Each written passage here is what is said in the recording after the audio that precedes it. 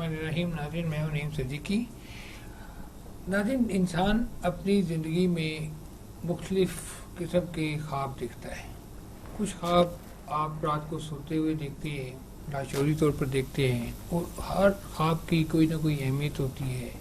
کچھ خواب ایسے ہوتے ہیں جن کی تعبیر آپ کسی سے پوچھیں تو کچھ اچھی تعبیر ہوتی ہے. کچھ خواب ایسے ہوتے ہیں جس کے بارے میں کہا جاتا ہے کہ جی آپ کوئی خواب دیکھیں تو اس کا ذکر بھی نہ کریں اور اپنے تک اس کو محدود رکھیں.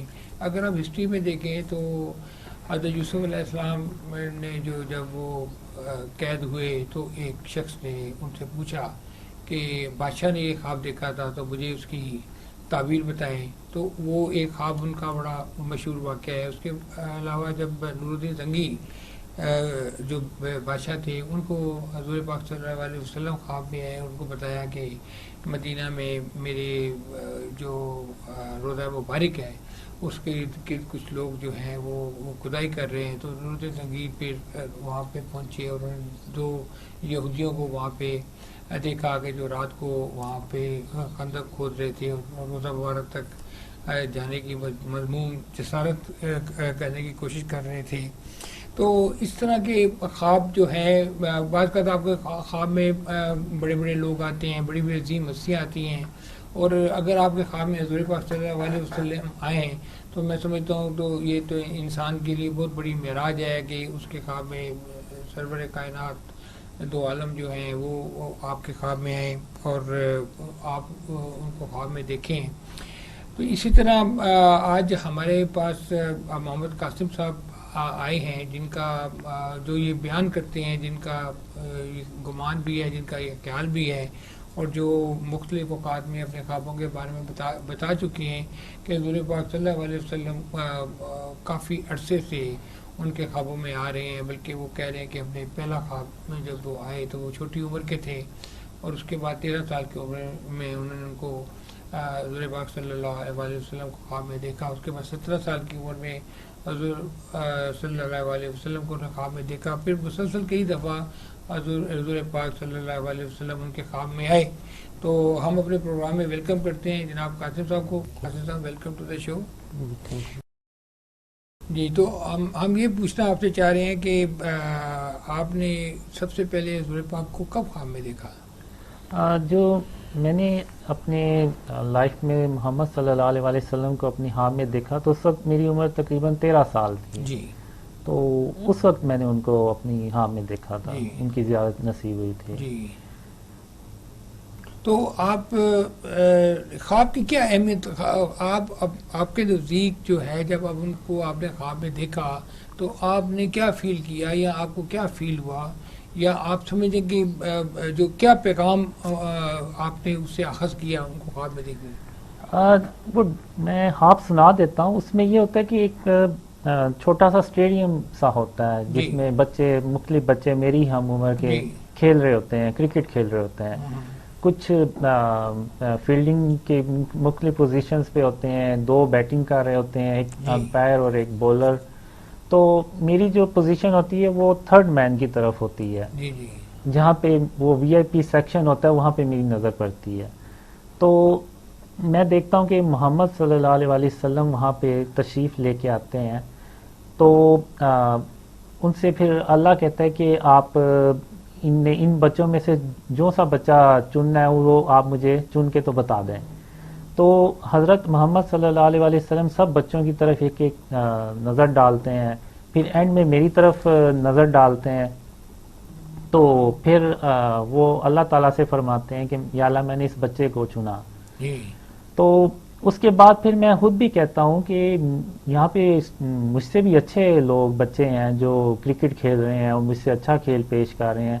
تو آخر حضرت محمد صلی اللہ علیہ وسلم نے میری طرف ہی کیوں اشارہ کیا؟ تو وہ پھر وہیں ختم ہو جاتا ہے. تو اس کے اگلے دن مجھے یعنی عجیب سی خوشی اور ایک روحانی خوشی آپ کہہ لیں ہوتی ہے، اور میں تقریباً سارا دن ہنستا اور کھیلتا ہی رہتا ہوں.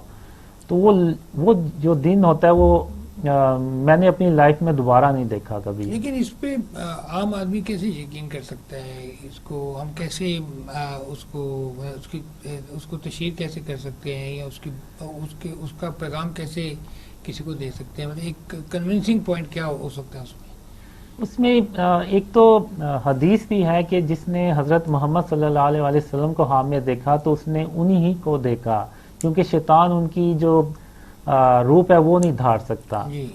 تو ایک تو یہ ہے کہ یعنی اس میں دو رائے ہو ہی نہیں سکتے کہ اگر جس نے محمد صلی اللہ علیہ وسلم کو اپنی خواب میں دیکھا اس نے انہی کو ہی دیکھا اپنے خواب میں. جی.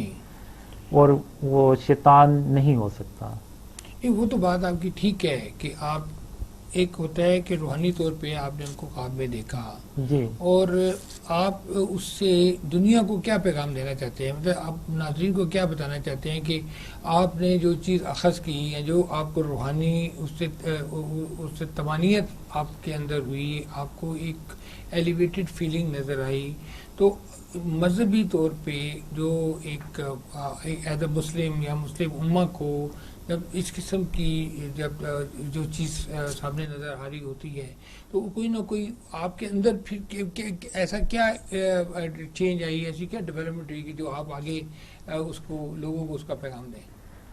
اس میں پھر ایسے کہ وہ سلسلہ پھر چلتا گیا. جب میں 17 سال کا ہوا تو وہ پھر کنٹینیوسلی ڈریمز آنا شروع ہو گئے. جی. تو میں نے خود بھی سوچا کہ آخر یہ مجھے اس طرح سے ڈریمز کیوں آ رہے ہیں، ان کا کیا مقصد ہے. جی. تو میں نے کسی سے ذکر نہیں کیا ان ڈریمز کا اور نہ مناسب سمجھا. تو جب میں اپریل 2014 میں مجھے پہلی بار حکم ہوا ڈریمز میں کہ جو خواب مجھے دکھائے گئے ہیں وہ میں لوگوں سے بیان کروں. جی. اس میں ایسے بھی ڈریمز تھے جو مستقبل میں جو ایونٹس ہونے ہیں ان سے ریلیٹڈ تھے. جی. تو اس میں پھر یہ بھی ایک خواب میں دسمبر 2014 میں حضرت محمد صلی اللہ علیہ وسلم نے مجھے ایک ہی خواب میں 2 بار کہا کہ تم اپنے خواب لوگوں سے شیئر کرو اسلام کو اور پاکستان کو بچانے کے لیے. تو اس میں بیسیکلی ایک پلاننگ بھی ہے ان ڈریمز میں کہ جو آنے والے حالات ہیں ان کا کیسے مقابلہ کرنا چاہیے یا کیسے کیا جائے گا. جیسے کہ وہ ایک آپ نے بھی شروع میں ذکر کیا کہ یوسف علیہ السلام کے دور میں ایک بادشاہ تھا، اس کو ڈریم آیا کہ 7 گائیں ہیں، وہ سوکھی گائیں ہیں، وہ 7 ہری موٹی تازی گاؤں کو کھا رہی ہوتی ہیں. تو اس کی تعبیر جو تھی وہ حضرت یوسف علیہ السلام نے اس طرح سے بتائی کہ 7 سال خوشحالی کے آئیں گے، پھر اس کے بعد خشک سالی کے آئیں گے. تو پھر انہوں نے اسی کے مطابق پلاننگ کی اور وہ ایک بڑے قحط سے بچ گئے.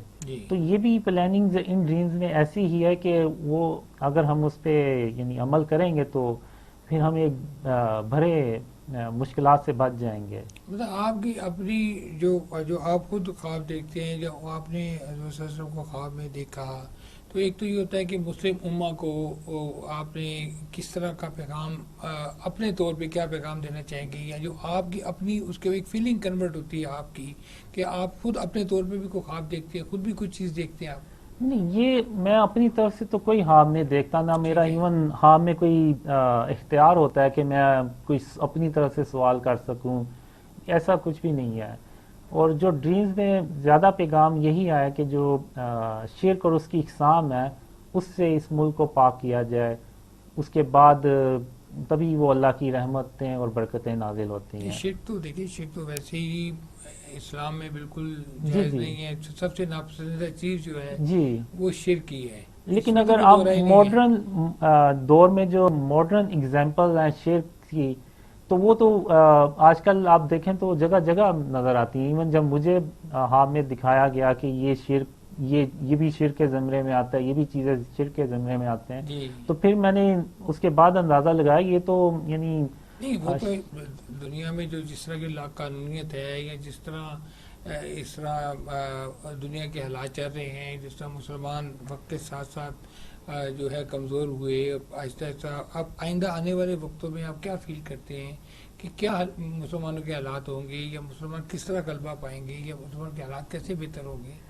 جو مجھے ڈریمز میں آیا وہ یہی ہوتا ہے کہ مسلمان مشکلات میں ہی پڑتے چلے جاتے ہیں، ایون اندھیروں میں ہی اندھیرے بڑھتے چلے جاتے ہیں. تو جب تک ہم اللہ کو راضی نہیں کریں گے، اللہ کی جو جو ہر نبی جو بھی پیغام لے کے آئے وہ یہی لے کے آئے، لا الہ الا اللہ. جی ایون حضرت ابراہیم علیہ السلام نے بھی بتوں کو ہی توڑا، جی اور حضرت محمد صلی اللہ علیہ وسلم نے بھی فتح مکہ کے موقع پہ ان بتوں کو ہی توڑا. تو آپ آج کے دور میں دیکھ لیں کہ اسلامک کنٹریز میں بھی آپ کو وہی اسٹیچوز جگہ جگہ نظر آئیں گے. تو آپ کیا سمجھتے ہیں کہ جو مسلمان ممالک میں جو اس قسم کے حالات ہیں، جو اتنا مذہب کی طرف اتنا رجحان نہیں ہے، یا آپ سمجھیں کہ سیکولر ازم جو ہے اس کی طرف کئی ممالک جا رہے ہیں، یا لبرل ہیں کئی ممالک جا رہے ہیں، تو ان سب کو جب وہ کنسولیڈیٹ کرنے کی بات کرتی ہیں تو کہ آپ کیا سمجھتے ہیں کہ کیسے کیا ایسے حالات ہوں گے جس سے کہ یہ دوبارہ اسلام غلبہ پائے گا یا پوری دنیا میں اسلام کی حکمرانی ہوگی؟ اس میں ڈریمز میں جو مجھے آیا وہ مڈل ایسٹ میں ڈسٹرکشن شروع ہو جاتی ہے. جی.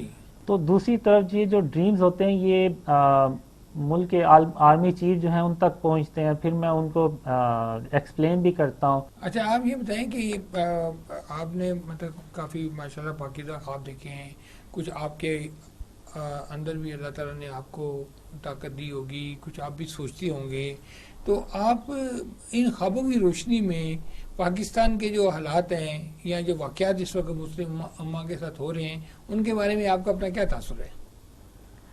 اس کے بارے میں مجھے جو ڈریمز میں یہی آتا ہے کہ جو مسلمان ہیں وہ شرک اور اس کی اقسام سے بچنے سے گریز کرتے ہیں، یعنی وہ زیادہ اٹینشن نہیں دیتے کہ یہ اصل یہ اگر فارم آف شرک بھی ہے بھی ہے تو کوئی مسئلہ نہیں. جیسے ہم آپ کہہ لیں کہ آرٹ اور کلچر کے نام پہ بہت سے گھروں میں آپ کو اسٹیچوز ملیں گے چھوٹے چھوٹے، یا بھرے بھی مل جاتے ہیں ایون گھروں کے باہر بھی.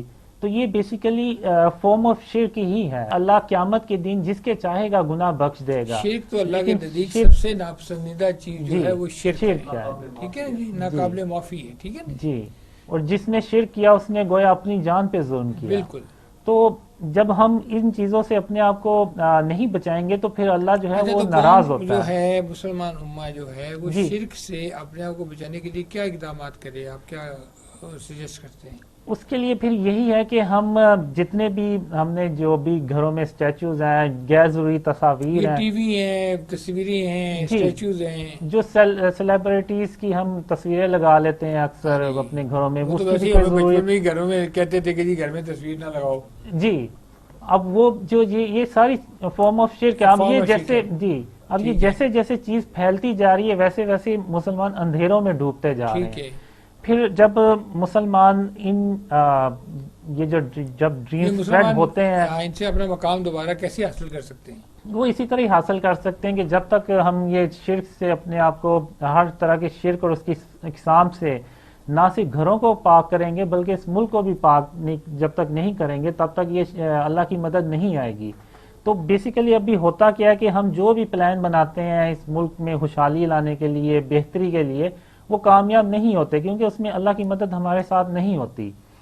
تو جب ہم اپنے آپ کو شرک اور اس کی اقسام سے بچائیں گے تو جو بھی ہم پھر پلان بنائیں گے تو وہ پھر اللہ بھی ہماری اس میں مدد کرے گا. جب اللہ مدد کرے گا تو وہ پھر پلانز اسی طرح کامیاب ہوں گے اور پھر پاکستان تیزی سے ترقی کرتا ہے. آپ سمجھتے ہیں کہ اس ملک میں سود کا خاتمہ ہونا چاہیے، شرک کا خاتمہ ہونا چاہیے، کوئی جو غیر اسلامی جو بھی اقدار ہیں جو کسی بھی فارم میں اس ملک میں رائج ہیں ان کو ختم کریں تاکہ اس ملک میں پیور اسلامی جو معاشرہ ہے اس کا قیام ہو. جیسے کہ پاکستان کا مطلب یعنی پاک کا مطلب ہی پاک جگہ، یعنی ایسی جگہ جو شرک سے پاک ہو. ٹھیک ہے. اور پاکستان کا نام جو مطلب ہی وہ یہ ہے کہ لا الہ الا اللہ. بالکل اسی کے نام لا الہ الا اللہ کے اندر اگر وہ شرک اور اس کی اقسام پائی جائیں گی تو پھر اس طرح سے تو پھر اللہ کی مدد نہیں آئے گی. ٹھیک ہے.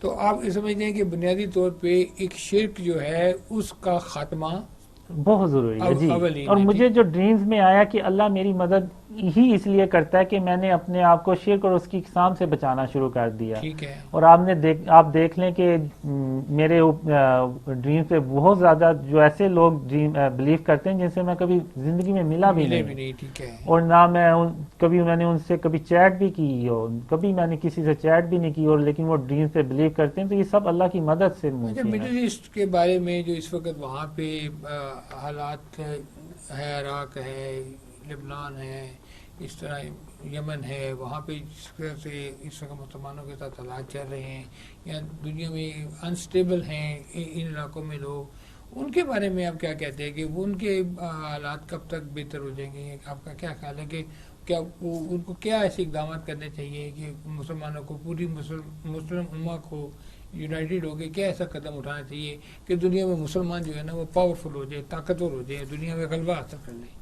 اس میں ایسے کہ مجھے جو ڈریمز میں آیا کہ جو ڈسٹرکشن ہے وہ میڈل ایسٹ میں ہوتی ہے اور بہت زیادہ ہوتی ہے. اس میں ترکی بھی ہمارے مسلمانوں کے ہاتھ سے نکل جاتا ہے اور میڈل ایسٹ کے بھی بہت سے علاقے ہوتے ہیں جو ہمارے ہاتھ سے نکل جاتے ہیں. تو پھر لوگ سوچتے ہیں کہ آخر تو چھوٹا سا بریک کا کہا جا رہا ہے. جی ناظرین یہیں سے بات کا سلسلہ شروع کریں گے. یہاں لیتے ہیں چھوٹا سا break. Please stay with us.